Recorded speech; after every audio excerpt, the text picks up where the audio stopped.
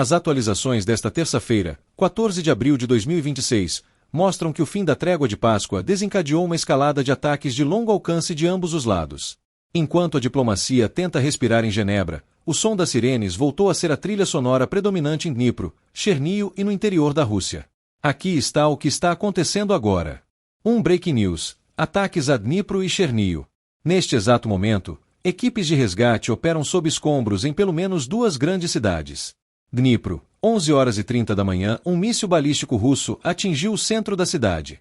Relatos preliminares indicam pelo menos 5 mortos e 25 feridos. Um incêndio de grandes proporções atingiu um posto de gasolina e carros civis. Chernihiv, a cidade foi alvo de múltiplos ataques desde as 9h19 da manhã. Um drone Shahed atingiu um edifício administrativo no centro, ferindo 2 pessoas e causando danos severos em residências próximas. Kherson, um drone russo do tipo Molnia, relâmpago, atingiu uma instalação médica agora pela manhã, ferindo 4 pessoas. 2. O balanço da trégua violada. A Ucrânia oficializou hoje os dados sobre o cessar-fogo de 32 horas que deveria ter ocorrido no fim de semana. Violações. O Estado-Maior da Ucrânia afirma que a Rússia violou a trégua 10.721 vezes. Onda de drones. Somente na última noite, a Rússia lançou 129 drones e 4 mísseis contra o território ucraniano. As defesas aéreas conseguiram interceptar 114 drones, mas os que passaram focaram na infraestrutura portuária de Odessa e Ismail, danificando um navio de bandeira panamenha. 3. Contra-ataques em solo russo. A Ucrânia não ficou apenas na defensiva. Nesta manhã, o Ministério da Defesa da Rússia relatou uma das maiores ondas de drones ucranianos contra o seu território.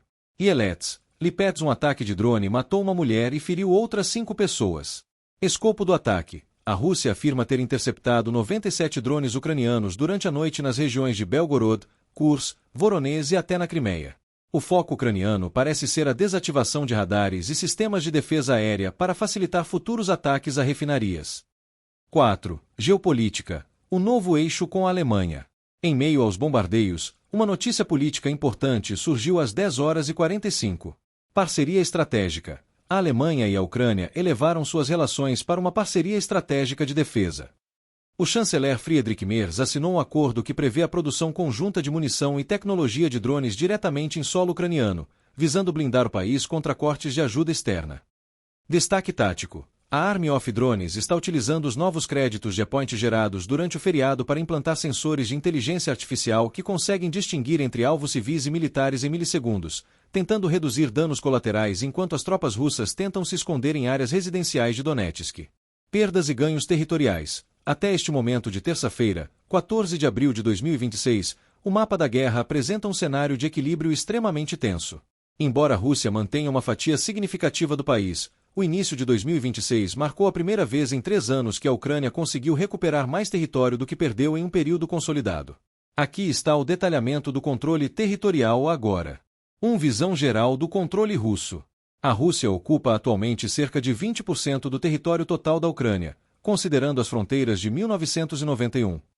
Esse número inclui a Crimeia e as áreas do Donbas ocupadas antes de 2022. Pós-invasão, desde fevereiro de 2022 a Rússia detém aproximadamente 13% de novos territórios, cerca de 75.500 km². Total acumulado, cerca de 118.600 km² sob administração russa. Status do Donbas, luz, ocupação de 99,8%. O Kremlin declarou libertação total em 1º de abril, embora pequenos bolsões de resistência ucraniana persistam na fronteira administrativa. Donetsk, ocupação de aproximadamente 82%.